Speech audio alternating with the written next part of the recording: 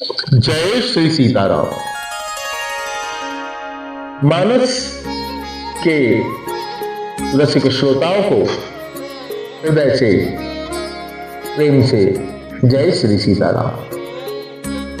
प्रियजनों, आप सभी का स्वागत करता हूं इस यात्रा में, श्रृंखला में, जिसका की शीर्षक है मानस से मानस की ओर। हम सभी पथिक हैं, आरंभ किया है श्री रामचरितमानस से और मानस तक पहुंचने की कामना करते हैं। आइए चलते हैं आज के प्रसंग में। आज का प्रसंग है बालकांड दोहा क्रमांक 1।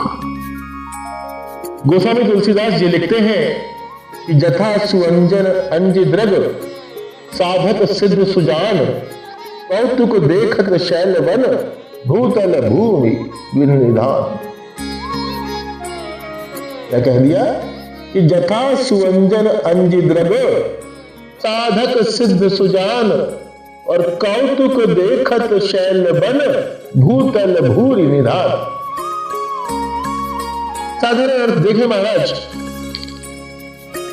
जैसे नेत्रों में सिद्धंजन लगा करके साधक सिद्ध और सुजान पर्वत वन और पृथ्वी तल में छुपा हुआ धन माया मणि माणिक इत्यादि देख लेते हैं।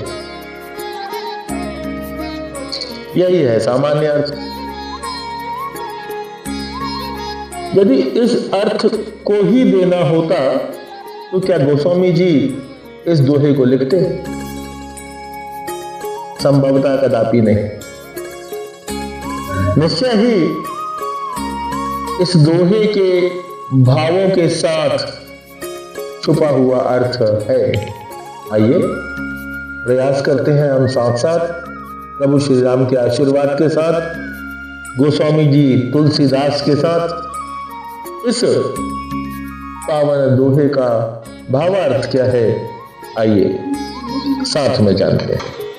प्रेम से मन में एक बार जय श्री राम अवश्य कहें। तुम्हारा पहला पद आता है कि जथा सुअंजन अंजिद्रग। जथा अर्थात जो, अंजी अंजी से कहने का तात्पर्य है आंजन करना, आंजना, आंखों में लगाना। द्रग अर्थात नयन, आंखें। और अंजन को देखते हैं तो अंजन के अर्थ में आता है कि आंखों की रोशनी बढ़ाने और ठीक करने के लिए पलकों के किनारे पर लगाने की वस्तु। सामान्य अर्थ में कहें तो सुरमा या काजल, और सुअंजन कहें तो सुंदर अंजन। महाराज, सुअंजन क्या है और क्या भाव दर्शाना चाहते हैं गोस्वामी जी? आइए गोस्वामी जी के साथ आगे चलते हैं। क्या कहना चाहते हैं इस सुअंजन के साथ? महाराज, एक श्लोक आता है, तदत् सारस्वतीं चक्षुः सुमिन्मीलतो सर्वदा यत्र सिद्धांजना यान्ति गुरुपादाब्जरेण वः। अर्थात जैसे सिद्ध विद्या रूपी अंजन हृदय के नेत्रों को खोल देता है, वैसा ही समझदार सिद्ध लोग श्री गुरु चरण कमल की रज को अंजनवत लगाते हैं। तो सिद्धांजन क्या है महाराज? सिद्धांजन है श्री गुरु चरण कमल की रज। यह गोस्वामी जी गुरु के लिए, तत्व विश्लेषण के लिए श्री का प्रयोग करते हैं। श्री गुरु अर्थात क्या? अर्थात यह महाराज कि रिद्धि सिद्धि यश प्रताप गुण कीर्ति भुक्ति मुक्ति ज्ञान भक्ति आदि ऐश्वर्य से युक्त ऐसे श्रीमान गुरु, और ऐसे श्रीमान गुरु के चरण कमल की रज बड़े सौभाग्य से मिले। ऐसे गुरु के चरण कमल की रज मिल जाए महाराज तो आनंद ही आनंद। गोस्वामी जी आगे कहते हैं कि गुरु पद रज के प्रभाव से साधक सिद्ध पदवी को प्राप्त होते हैं और शैल, वन, पृथ्वी और अनेक अनेक निधियों को माया का कौतुक समझ कर देखते। क्या देखते हैं महाराज? माया का कौतुक समझ के देखते हैं, अर्थात मिथ्या जानते हैं, अर्थात मिथ्या जानते हैं। और यही है भक्त की निशानी। श्री रामचरितमानस का लेखन जब गोस्वामी जी ने आरंभ किया तो इस ग्रंथ के लिए उन्होंने 3 गुरु माने। प्रथम गुरु के रूप में गोस्वामी जी महादेव भगवान भोलेनाथ शिवशंकर की वंदना करते हैं। दूसरे गुरु के रूप में मंत्र दृष्टा श्री नरहरियानंद जी नाथ महाराज जी की वंदना करते हैं, अर्थात श्री नरहरि जी महाराज की वंदना करते हैं। और तीसरे गुरु के रूप में उन्होंने साक्षात श्री रामचरितमानस को ही मान लिया। ऐसे रामचरितमानस की रचना के समय गोस्वामी जी ने अपने 3 गुरु माने, श्री शिव जी महाराज, श्री नरहरियानंद जी महाराज और श्री रामचरितमानस। महाराज यहां पर आते से यह बात तो स्पष्ट होगी कि जथा सुअंजन अंजि द्रग। अब चलते हैं अगले पद पर। तो अगला पद है साधक सिद्ध सुजान। साधक सिद्धि सुधान क्या आशय व्यक्त करना चाहते हैं? आइए प्रवेश करते हैं अगले पद पर। साधक सिद्ध सुजान। साधक को प्रथम क्यों रखा गया? साधक क्या है? साधक अर्थात जो साधन करता है, जो साधना करता है वह साधक। सिद्ध कौन? तो साधन करने पर जिनका साधन पूर्ण हो जाए, जिसे सिद्धि प्राप्त हो जाए, वह सिद्ध। और सुजान कौन? सुजान अर्थात चतुर, समझदार। तो साधक सिद्ध सुजान। आइए थोड़ा गहरे चलते हैं मानस में। तुम्हारा जीव को 3 कैटेगरी में बांटा गया। जीव 3 प्रकार के समूहों में बांटे गए। 3 कैटेगरी है जीव की। पहली कैटेगरी है मुक्त, दूसरी है मुमुक्षु और तीसरी है विषयी। पुनः दोहराता हूं, मुक्त, मुमुक्षु अर्थात वैराग्यवान, परमार्थ तत्व का इच्छुक और तीसरा है विषयी। सुनहि विमुक्त विरत अरु विषयी। सुनहि विमुक्त विरत अरु विरही। इस 3 क्लास में, इस 3 ग्रुप में 3 प्रकार से जीव को बांटा गया। विषयी, साधक, सिद्ध, सयाने। विषयी, साधक, सिद्ध, सयाने। यहां 3 नाम दिए। इससे यह सूचित किया जाता है कि जैसे सिद्धांजन लगाने से मनुष्य की योग्यता आदि कोई नियम कार्य नहीं करता। अगर सिद्धांजन मिल जाए तो कोई भी व्यक्ति लगाए, और जो लगाएगा सिद्धांजन के प्रभाव से उसे निधियों का दर्शन हो ही जाएगा। तो महाराज यहां जो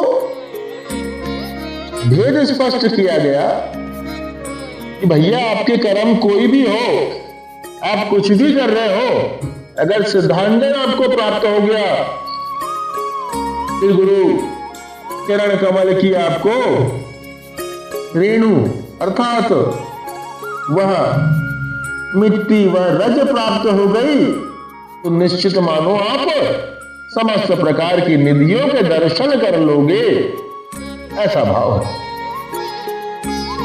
सिद्ध सुजान। आगे देखिए महाराज, इतना आसान नहीं है रज का अधिकारी होना, इतना आसान नहीं। बड़े भाग्य से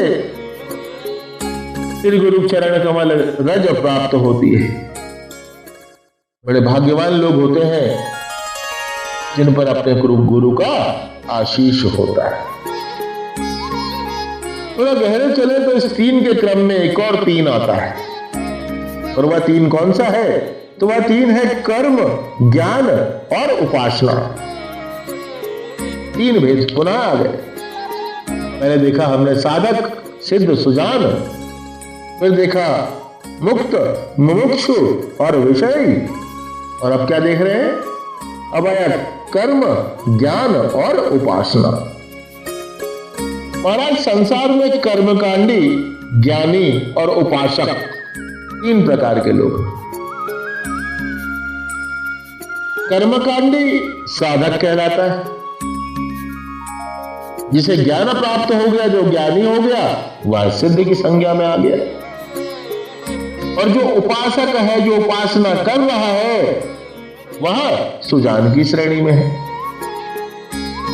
कर्मकांडी साधक है, ज्ञानी सिद्ध है और उपासक सुजान है।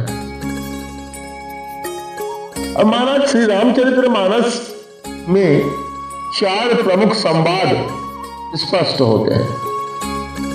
प्रथम संवाद में अगर हम देखें तो श्री याज्ञवल्क्य जी और भारद्वाज जी के बीच में संवाद है। दूसरे संवाद पर दृष्टिपात करें तो शिव और शिवा का संवाद। तीसरा संवाद हुआ काकभूषण जी और गरुड़ जी के भी मध्य। और चौथा संवाद जो इस कलिकाल कलयुग में हुआ वह श्री तुलसीदास जी और संतों के बीच में। अब यहां शास्त्र क्या कहते हैं महाराज? यहां शास्त्र कहते हैं कि याज्ञवल्क्य जी कर्मकांडी हैं, कर्मकांड के आचार्य हैं, अतः वे साधक हुए। परम ज्ञानी, परम तत्व के ज्ञाता परमेश्वर सांब सदाशिव ज्ञानी अर्थात सिद्ध हो गए। और श्री राम जी के उपासक श्री काकभूषण जी यहां उपासक हैं, अतः यह सुजान है। जैसे ये तीनों कौन? साधक, सिद्ध और सुजान। जैसे ये तीनों श्री रामचरित्र मणिमाणिक को शैल, वन और भूतल में देखते हैं और इन्होंने चरित्र कहा है किसका? श्री राम जी का। वैसे ही तुलसीदास जी कहते हैं महाराज कि वैसे ही मैं श्री गुरुपद रज के अंजन को लगाकर संतों के बीच श्री राम कथा कहूंगा।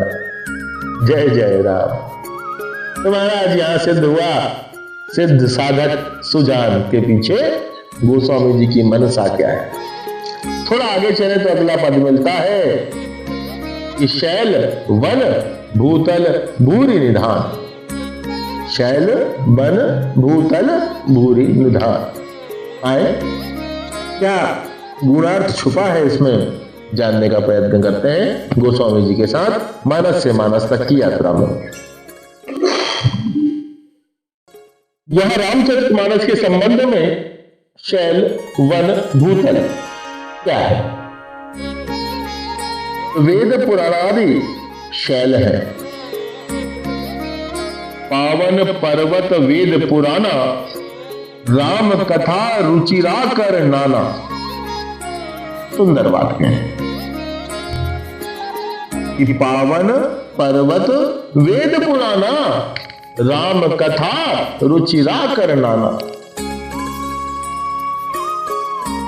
आगे बढ़े तो संसार ही वन है जिसमें अंतर्यामी रूप से श्री राम जी अनेक चरित्र किया करते हैं।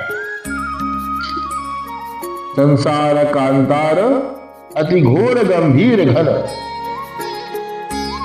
अब तीसरी बात पे आते हैं महाराज। तो अनुभवी संतों भक्तों का जो हृदय है वह भूतल है, धरती का तल है हृदय। शंकर हृदय भगति भूतल पर, प्रेम अक्षबट ब्राजे। गीतावली में स्पष्ट है। शंकर हृदय भक्ति भूतल पर, प्रेम अक्षबट ब्राजे। कहने का आशा है महाराज कि चित्रकूट, सुबेल आदि पर्वत है, दंडकारण्य आदि वन है और श्री अवध, मिथिला आदि भूतल है। जहां जहां प्रभु के चरित्र हुए हैं वहां वहां जैसे जैसे चरित्र और जब जब हुए सब देख पड़ते हैं। कौतुक को देखत शैलवन, भूतल भूरि निधान। अर्थ स्पष्ट हो गया महाराज। यही तो कहना चाहते हैं गोस्वामी जी। जथा सुअंजन अंजिद्रग, साधक सिद्ध सुजान, और कौतुक को देखत शैलवन, भूतल भूरि निधान। जय जय राम। प्रियजनों, आप और आपका परिवार स्वस्थ, सुरक्षित और सुखी रहे, इन्हीं मंगल कामनाओं के साथ जय जय श्री सीताराम।